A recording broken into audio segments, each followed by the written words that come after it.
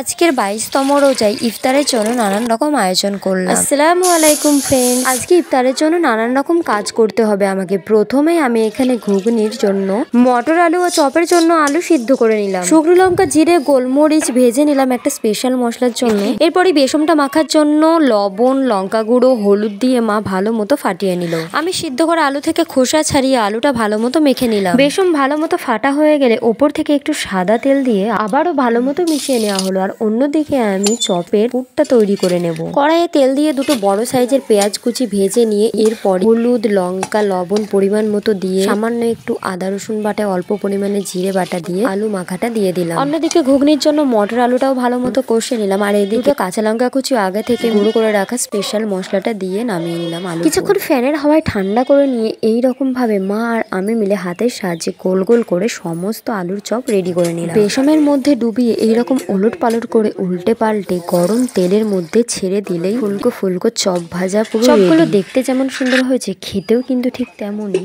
সুস্বাদু। আজকে ইফতারে তোমরা কি কি আয়োজন করলে সেটা কিন্তু অবশ্যই জানিও।